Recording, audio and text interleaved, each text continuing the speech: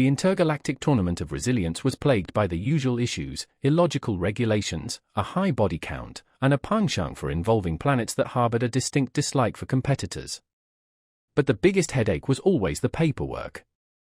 In this particular instance, a mid-level bureaucrat, possessing 8 eyes, dubious ethics, and a debilitating allergy to efficiency, made a critical typo on humanity's entry form. Instead of insignificant, the form now declared them invincible.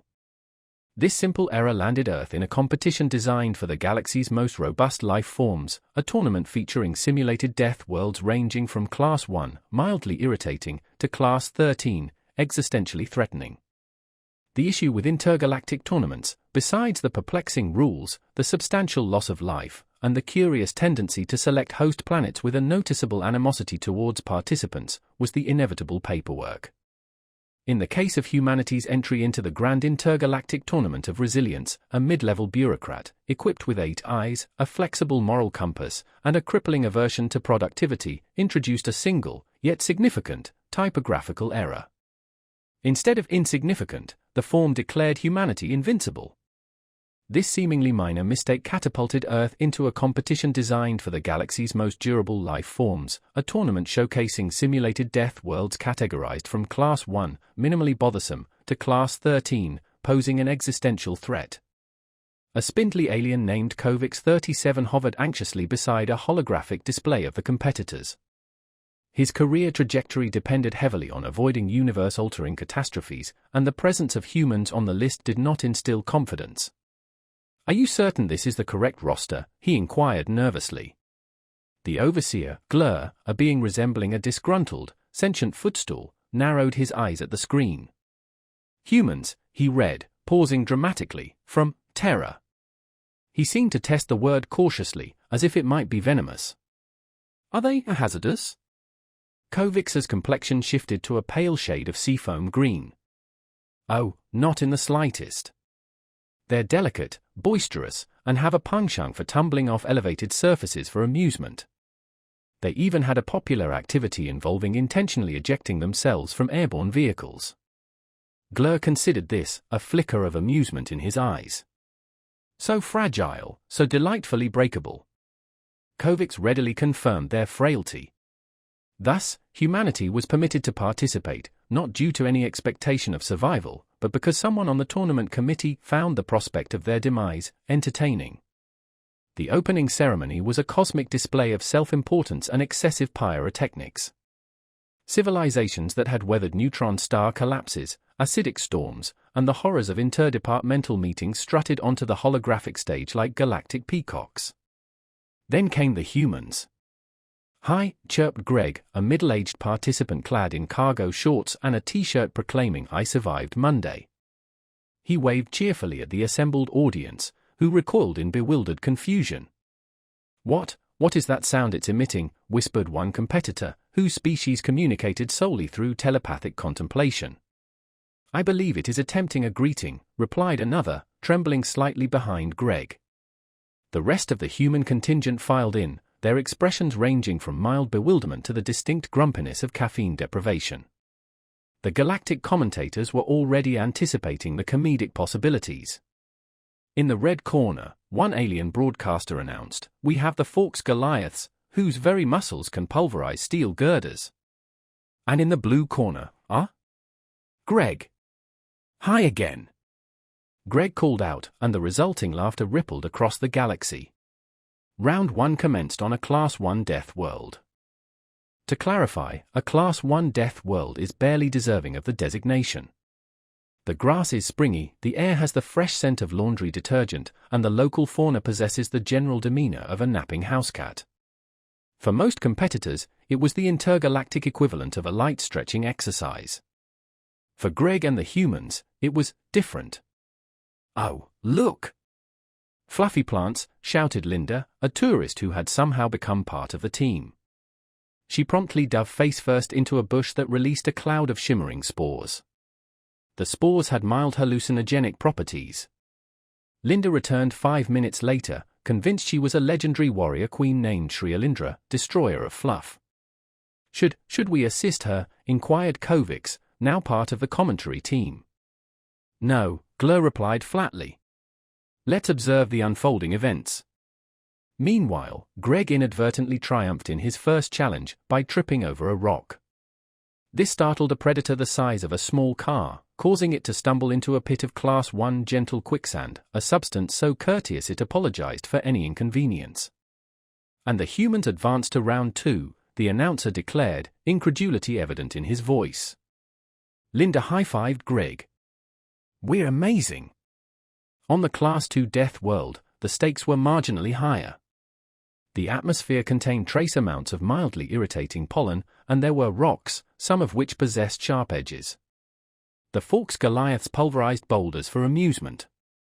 The humans, meanwhile, were diligently applying sunscreen. These UV levels are brutal, Greg muttered, reapplying SPF 50 to his face. An alien the size of a tank glowered at him. You are not taking this seriously. Greg blinked. Seriously? Buddy, I've had worse sunburns on vacation. Is this all you've got? Somewhere in the galaxy, Kovacs was experiencing a minor existential crisis. By the end of round 3, the Class 3 Death World, a peculiar phenomenon was unfolding. The humans weren't simply surviving, they were flourishing. Linda had taken to giving names to the local flora. This is Steve, she'd announce. He's a bit nippy, but we're on good terms now. Greg, on the other hand, had made friends with a large insect by offering it the remnants of his granola bar. The audience was torn between amusement and a creeping sense of unease. Are they somehow circumventing the rules? Someone in the crowd whispered. No, Glur replied, his voice oddly subdued, tinged with a hint of something akin to fear. They just enjoy this. The Class for Death World was typically where the competition began to thin the herd, or as the rulebook so delicately phrased it, separate the resilient from the readily recyclable. This environment boasted slightly acidic rain, creatures with noticeably poor dispositions, and rocks that occasionally emitted a shriek when trod upon. It was the sort of place designed to crush morale, fracture bones, and utterly ruin any planned outdoor activities. Rain's picking up, Greg commented casually as the sky opened up, releasing a drizzle that hissed upon contact. Reminds me of Cleveland. Beside him, Linda extended her arm, observing the droplets beading and rolling off her skin. Feels tingly, like Sprite.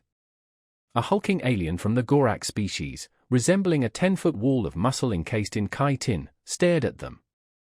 This precipitation is corrosive. Do you not experience agony? Greg shrugged. Pain? Nah, maybe a 3 out of 10. I've had paper cuts that were worse. Plus, Linda chimed in cheerfully, it exfoliates.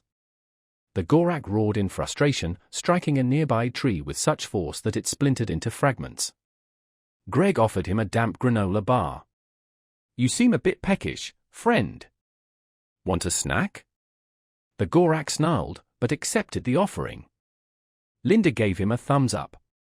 By Class 5, the situation had become considerably more serious. The landscape featured venomous lizards, bubbling pits of mud that threatened to scald, and plants that whispered insults in Morse code. The other competitors, armed with sophisticated weaponry, advanced survival gear, and millennia of evolutionary advantage, prepared themselves for a grueling ordeal. Greg, however, simply held up a metal spatula. Who wants pancakes? What? Inquired Blozic, a crystalline alien whose species had perfected quantum survival techniques. Camping rule number 1, Greg explained, flipping a pancake over a small fire he had somehow managed to build. Never enter a death world on an empty stomach. Want one? Blozic blinked, which was remarkable for a creature devoid of eyes. Is this some sort of psychological tactic? Nah, Greg replied through a mouthful of syrup. Just pancakes. The other competitors watched in a mixture of horror and fascination as Greg and Linda settled comfortably into a boiling mud pit, using it as a makeshift hot tub. I think they might be malfunctioning, Kovacs whispered from the commentary booth. No, Glur replied, a bead of sweat trickling down his brow. They're just not normal. The Class for Death World was typically the point where the tournament started to separate the strong from the, shall we say, less fortunate. This particular environment featured a mildly acidic rainfall, creatures with a generally unpleasant disposition, and rocks that had a tendency to emit a high-pitched shriek when stepped upon. It was the kind of place designed to crush spirits, cause minor bone fractures, and generally put a damper on any outdoor recreational plans. "Looks like it's starting to rain," Greg remarked casually, as the sky opened up and released a drizzle that hissed slightly as it came into contact with the ground. "Reminds me of back home in Cleveland." Next to him, Linda extended her arm, observing the way the droplets beaded and rolled off her skin. "It's got a kind of tingly feeling, like Sprite." A massive alien from the Gorak species, resembling a 10-foot wall of pure muscle encased in chitin, stared at them with an expression of disbelief. "This precipitation is corrosive. Are you not experiencing intense pain?" Greg simply shrugged. "Pain? Nah, I'd give it a 3 out of 10, tops. I've had paper cuts that were way worse." Besides, Linda chimed in brightly, "it's like a free exfoliation treatment."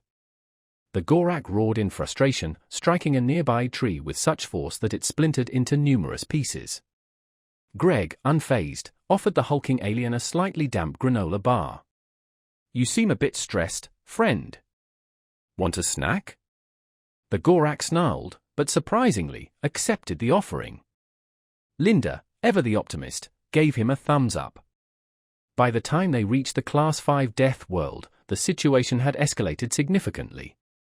This environment boasted venomous lizards, bubbling pits of scalding mud, and plants that had the unsettling habit of whispering insults in Morse code. The other competitors, equipped with advanced weaponry, state-of-the-art survival gear, and the benefit of millennia of evolutionary advantages, were bracing themselves for a truly arduous challenge. Greg, however, simply held up a metal spatula. "Anyone want pancakes?" "What?" inquired Blozik, a crystalline alien whose species had mastered the art of quantum survival techniques.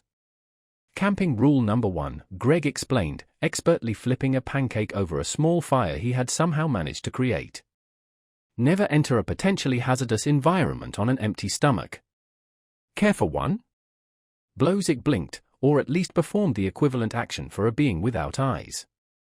"Is this some kind of elaborate psychological warfare?" "Nah," Greg replied through a mouthful of syrup. "Just pancakes."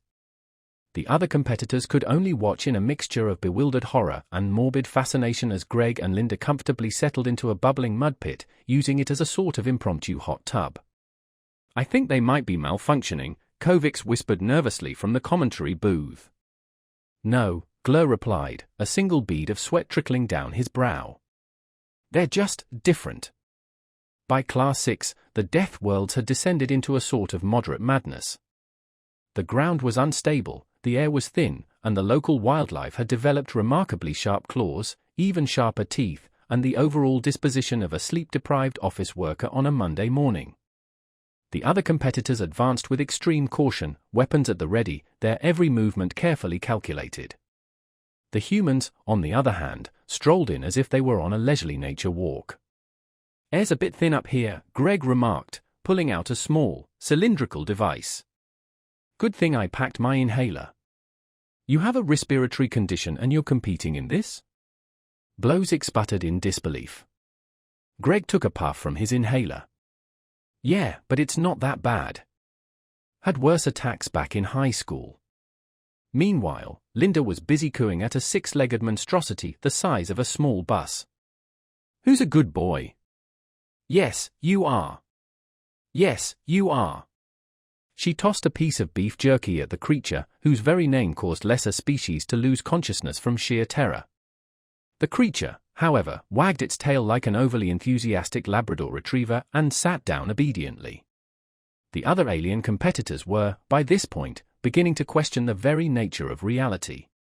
"Are we even on the same planet?" muttered a competitor from the Ogrith species, whose biceps had biceps. Greg waved at him. "Hey! Want some jerky?" Linda brought plenty. The Ogrith stared blankly for a moment, then sat down heavily, its massive shoulders slumping in defeat. "This is utterly humiliating," it mumbled. By the end of the 6th round, the atmosphere had become distinctly awkward. Other competitors whispered amongst themselves in their various languages, speculating about the humans. Maybe they're cheating somehow? No, they're just blissfully unaware of the danger. I swear I saw one of them trying to befriend a hell viper earlier. You can't befriend a hell viper. They're literally made of nightmares and bad intentions. The crowd, which had initially been highly amused by the humans' antics, was now caught between horrified fascination and a growing sense of unease. They had come expecting a comedic spectacle, but were instead witnessing something that felt like a fundamental error in the fabric of the universe. In the commentary booth, Kovic stared blankly at his notes. They've survived 6 rounds, 6. I've seen civilizations with exoskeletons made of diamond crumble after Class 4. Glur grunted in agreement. I know. I saw it. What do we do if they actually win? Kovic asked nervously. Glur turned to him, his expression unreadable. Pray that they never discover the true purpose of this tournament. Greg and Linda wandered back to their assigned quarters, sunburned but otherwise unfazed.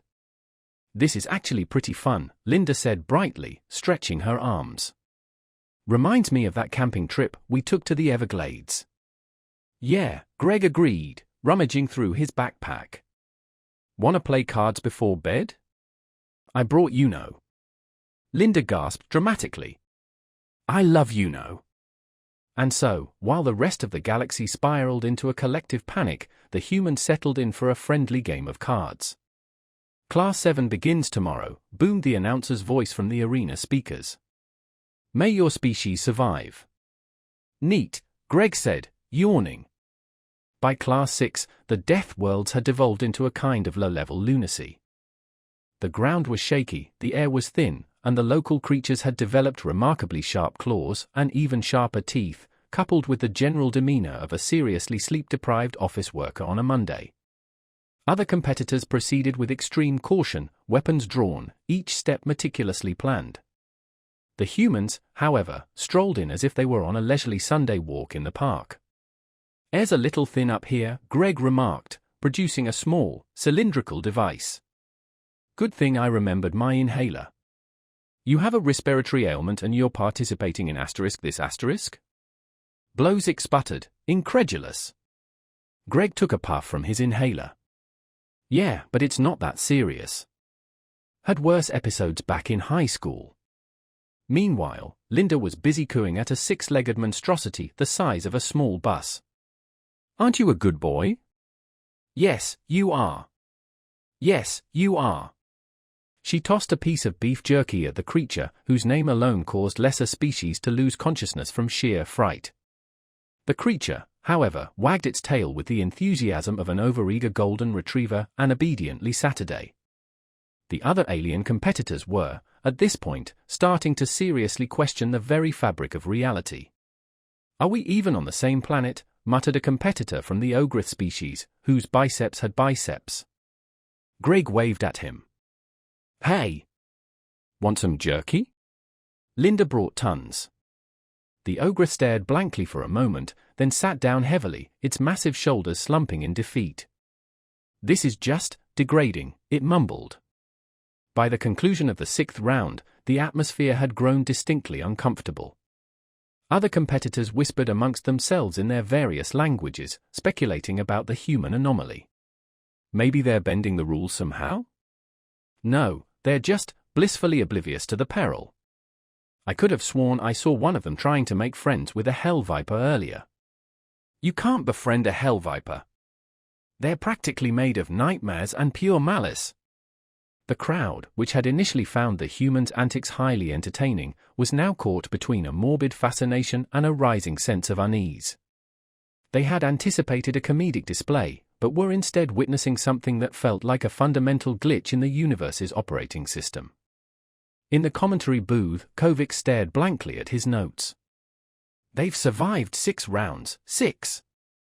I've witnessed entire civilizations with exoskeletons made of diamond crumble after Class 4.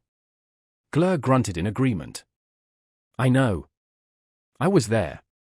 What are we going to do if they actually win? Kovic asked nervously. Glur turned to him, his expression unreadable. We pray that they never discover the real reason behind this tournament.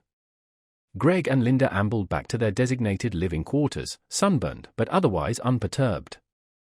This is actually pretty enjoyable, Linda said brightly, stretching her arms. Reminds me of that time we went camping in the Everglades. Yeah, Greg agreed, rummaging through his backpack. Want to play cards before we turn in? I brought Uno. Linda gasped dramatically. I love Uno. And so, while the rest of the galaxy spiraled into a collective state of panic, the humans settled in for a casual game of cards. Class 7 commences tomorrow, boomed the announcer's voice from the arena speakers. May your species endure. Cool, Greg said, yawning. By Class 7, the Deathworlds had discarded any pretense of being survivable. This was where the situation turned serious. The gravity pressed down like an overly enthusiastic embrace, plants shot venomous darts with sniper-like accuracy, and the air was so caustic it caused lesser beings to hallucinate colors. Most competitors, even those raised on inherently hostile homeworlds, entered with trepidation. Greg, however, entered munching on a granola bar. This air tastes weird, he said, smacking his lips. Kind of like licking a battery. Blowzig, who by now was shadowing the humans in a state of perpetual existential dread, wheezed beside him, your lungs should be dissolving. How are you even ambulatory? Greg shrugged. Don't know. Got pretty bad allergies, so maybe I'm just used to it. Linda, meanwhile, was poking at a dart-spitting fern with a stick. It's like that cactus I had in my dorm room in college, except this one's way more aggressive. The plant hissed and fired a dart at her face. Linda sidestepped it without breaking her cheerful tone. Ha! Missed me, sucker! The crowd gasped. Dart-firing ferns were classified as kill-on-sight organisms. Competitors spent months training to evade them. Linda was treating them like a carnival game. By Class 7, the Deathworlds had abandoned all pretense of survivability. This was where things got real. Gravity pressed down with the force of 1,000 overzealous hugs, plants shot poison darts with unnerving precision, and the air itself was so caustic that lesser beings hallucinated vibrant, impossible colors. Most competitors, even those bred on planets that would make Mordor look like a vacation destination, entered with extreme trepidation. Greg, however, strolled in casually, munching on a granola bar. This air tastes funny, he commented, smacking his lips. Kind of like licking a 9-volt battery. Blowzig, who by now was practically attached to the humans in a constant state of terrified bewilderment, choked out, your internal organs should be dissolving. How are you even conscious? Greg shrugged. Beats me. I've got awful allergies, so maybe I'm just immune to everything by now. Linda, ever the optimist, was poking at a dart-spitting fern with a stick. It's like that cactus I had in my college dorm, except, you know, way more hostile. The plant hissed menacingly and launched a dart at her face. Linda simply sidestepped it, not even missing a beat in her cheerful chatter. Ha! Take that, leafy jerk! The crowd gasped collectively. Dart-firing ferns were considered kill-on-sight organisms. Competitors trained rigorously for months to evade them. Linda was treating them like a particularly aggressive game of whack-a-mole. The alien commentators had completely given up on trying to understand the human phenomenon. Incredible, one muttered, shaking his head. They are either the most courageous beings in the galaxy, or the most spectacularly oblivious. Perhaps a bit of both, Kovacs replied grimly. The Class 8 Death World featured bubbling pools of acid that hissed ominously, and rock formations that rumbled threateningly, as if contemplating whether or not to collapse on the unsuspecting competitors below. A hulking, three-eyed competitor from the Vac Dominion crouched low to the ground, his advanced armor gleaming, his movements precise and cautious. The acid pools must be avoided at all costs, a seasoned commentator explained. A single drop can dissolve flesh in seconds. Got it, Greg replied, already halfway across the battlefield, balancing precariously on a series of unstable rocks, arms outstretched for balance like a seasoned tightrope walker. What in the name of all that is holy are you doing? The Vac warrior shrieked, aghast. Taking the scenic route, Greg called back cheerfully. It's just like hopping across a creek back home. Don't overthink it. The alien audience watched with bated breath as Greg casually leaped from rock to rock, not a single drop of acid touching him. At one point, he nearly lost his footing, causing the crowd to erupt in a collective gasp. Greg, however, simply chuckled and said, "Whoops. Almost dropped my granola bar." Meanwhile, Linda had discovered a pool of acid that, for reasons unknown, bubbled in a mesmerizing array of rainbow colors. She knelt beside it, holding up her communicator device. "Guys, selfie time." Greg hopped over, grinning, as Linda snapped a photo. Behind them, an unfortunate alien competitor slipped into an acid pool, dissolving with a final, pathetic sizzle. By Class 9, most of the galaxy had accepted a deeply uncomfortable truth: the humans were winning. Not intentionally, of course. They still didn't seem to grasp the sheer gravity of the competition. But they were advancing nonetheless. The crowd had fallen silent. This wasn't funny anymore. It was deeply, profoundly unsettling. The humans, for their part, still seemed to think they were on some sort of extreme wilderness adventure. "This wind is crazy," Linda yelled over the roar of gales strong enough to lift boulders. Her hair whipped around her face, and she was now sporting Greg's bucket hat for added protection. Greg was busy securing their tent, humming a cheerful tune. "Yeah, this reminds me of that one time in Nebraska." A gigantic winged creature, specifically engineered by the tournament organizers to hunt prey in high winds, descended from the sky with a blood-curdling shriek. Linda squinted at it. "Is that a giant bat?" The predator opened its massive jaws, revealing rows of razor-sharp teeth, and swooped down towards them. Greg barely glanced up. "Looks like it." "Ah, shoo, shoo. Get out of here," he waved dismissively. The bat-like creature paused mid-dive, visibly confused. No prey had ever simply shooed it away before. Linda tossed a half-eaten sandwich in its direction. "Here, take this. You look peckish." The creature snatched the sandwich out of the air, chewed thoughtfully for a moment, and then flapped away into the distance. In the commentary booth, Kovix's jaw had dropped so far it was practically touching the floor. "Did they just..." "Yes," Glur said faintly, his voice trembling. "Yes, they did."